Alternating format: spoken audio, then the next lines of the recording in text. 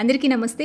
నేను మీ Bhargavi. Welcome back to అమ్మ చేతి వంట. మన సౌత్ ఇండియన్ పెళ్లిళ్లలో భోజనాల్లో వడ్డించే బ్రెడ్ హల్వా మీలో ఎంతమందికి ఇష్టం? నాకైతే ఒకేసారి కాదు కానీ అప్పుడు కొంచెం తినాలంటే చాలా ఇష్టం అనమాట. సో ఈ రోజు వీడియోలో వెడ్డింగ్ స్టైల్లో బ్రెడ్ హల్వాని ఎలా తయారు చేసుకోవచ్చో చూపిస్తున్నాను. ఇప్పుడంటే చాలా మంది క్యాటరింగ్ ఆర్డర్స్ చేసేస్తున్నారు కానీ మా పెళ్లిళ్ళప్పుడు సరుకులన్నీ ఇంటికే తెప్పించి ఇంటి దగ్గరే వంట వండించి భోజనాలు వడ్డించేవాళ్ళు. క్యాటరింగ్ అంటే బ్రెడ్ హల్వా టేస్ట్ ఒక్కొక్క హోటల్లో ఒక్కొక్కలా వచ్చేస్తుంది. ఇక్కడ టెక్స్చర్ అండ్ కలర్ చూడండి, పర్ఫెక్ట్ రెసిపీ అనమాట. మా సైడ్ పెళ్లి భోజనాల్లో వడ్డించి అదే రెసిపీని మీతో షేర్ చేస్తున్నాను. చాలా సింపుల్గా చేసుకోవచ్చు. స్వీట్ తినాలనిపించినా లేదా ఎవరైనా గెస్ట్లు వచ్చినా క్విక్ అండ్ ఈజీగా చేసుకునే బ్రెడ్ హల్వా రెసిపీ ఇది. ఈ కొలతలు అండ్ ఈ రెసిపీ చూసిన తర్వాత కళ్ళు మూసుకుని చేసేయచ్చండి. చాలా టేస్టీగా ఉంటుంది, మౌత్ మెల్టింగ్ లా ఉంటుంది, నోట్లో అలా జారిపోతుంది. ఈ వీడియో చూసి డెఫినెట్ గా ట్రై చేసేయండి. మరి లేట్ చేయకుండా నోరూరించే ఈ బ్రెడ్ హల్వాని ఎలా చేసుకోవాలో త్వరగా చూసేద్దాం. ఫస్ట్ దీనికోసం 8 దాకా బ్రెడ్ స్లైసెస్ ని తీసుకోండి. బ్రెడ్ హల్వా కోసం ఫ్రెష్ బ్రెడ్ కాకుండా 2 days ముందు బ్రెడ్ తీసుకుంటే కనుక ఆయిల్ అనేది ఎక్కువగా పీల్చుకోకుండా ఉంటుందన్నమాట ఫ్రై చేసేటప్పుడు. ఫ్రెష్ బ్రెడ్ కనుక తీసుకుంటే ఈ బ్రెడ్ స్లైసెస్ని ఫ్రిడ్జ్లో కానివ్వండి లేదా బయట ఎండలో కానివ్వండి గంట లేదా 2 గంటల పాటు అలా వదిలేస్తే బ్రెడ్ అనేది సాఫ్ట్నెస్ పోయి కొంచెం హార్డ్నెస్ వస్తుందన్నమాట. నేనైతే ఓవర్ నైట్ ఫ్రిడ్జ్లోనే ఉంచేసాను. ఇవి కొంచెం హార్డ్ అయ్యాయి. సో ఇప్పుడు ఈ బ్రెడ్ స్లైసెస్కి ఉండే ఎడ్జెస్ని కట్ చేసుకోండి. ఎడ్జెస్ని కట్ చేయకుండా కంప్లీట్ బ్రెడ్ని కూడా ముక్కల కింద కట్ చేసేసుకుని ఫ్రై చేసుకోవచ్చు.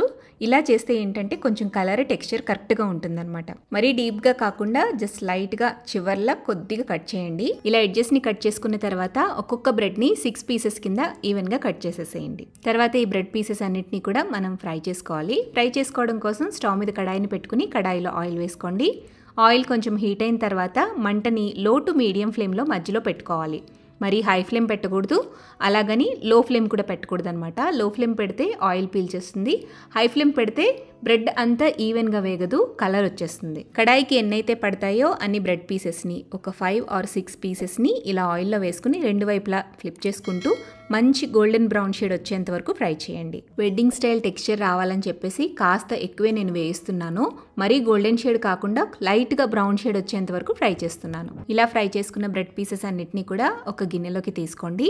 అన్ని బ్రెడ్ పీసెస్ని కూడా ఫ్రై చేసేసుకుని ప్లేట్లోకి తీసుకుని పక్కన పెట్టండి. ఇప్పుడు హల్వా తయారు చేసుకోవడానికి కడాయిని స్టవ్ మీద పెట్టుకుని అందులోకి 1 టేబుల్ స్పూన్ దాకా నెయ్యి వేసుకోండి. నెయ్యి కరిగిన తర్వాత 2 లేదా 3 టేబుల్ స్పూన్ల దాకా డ్రై ఫ్రూట్స్ని వేసుకుని దోరగా వేయించుకోండి. వేయించిన డ్రై ఫ్రూట్స్ని ఒక బౌల్లోకి తీసుకుని పక్కన పెట్టండి. ఇప్పుడు ఇదే కడాయిలోకి 1 కప్పు పంచదార వేసుకోవాలి. స్వీట్ కొంచెం ఎక్కువ తినేవాళ్ళు 2 టేబుల్ స్పూన్లు ఎక్స్ట్రా వేసుకోవచ్చు. 1 కప్పు పంచదారకి 1 కప్పు దాకా నీళ్లు వేయండి. ఇప్పుడు ఈ పంచదార కరిగేంత వరకు కూడా మంటని మీడియం ఫ్లేమ్లో పెట్టి గరిటెతో కలుపుతూ పంచదారని కరగపెట్టండి. వన్స్ పంచదార కరిగిన తర్వాత మంటని లో ఫ్లేమ్లో పెట్టి పాకాన్ని చెక్ చేసుకోండి. ఇక్కడ పాకం అనేది కాస్త స్టికీగా ఉండాలన్నమాట. అంటే గులాబ్ జామ్ పాకం కన్నా కూడా కొంచెం చిక్కగా రావాలి, అలాగని తీగ పాకం రాకూడదు. సో పాకం కరెక్ట్గా వస్తేనే బ్రెడ్ హల్వా టెక్స్చర్ కరెక్ట్గా వస్తుంది. మీకు ఆ షైనీనెస్ రావాలి అంటే పాకం కరెక్ట్గా ఉండాలన్నమాట. అలా పాకాన్ని మరిగించుకున్న తర్వాత ఇందులోకి చిటికెడంత కుంకుమ పువ్వు, 1/2 టీ స్పూన్ దాకా యాలకుల పొడి వేసుకోండి.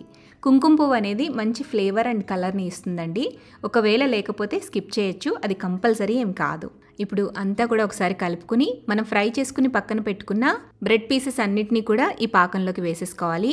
వేసుకుని మొత్తం కలిసే విధంగా ఒకసారి కలుపుకుని మూత పెట్టి బ్రెడ్ పీసెస్ పాకాన్ని పీల్చేంత వరకు లో ఫ్లేమ్లోనే ఉడికించండి. మధ్యలో 1-2 సార్లు బ్రెడ్ పీసెస్ అన్నీ కూడా బాగా కలతిప్పుకుని మళ్ళీ మూత పెట్టండి.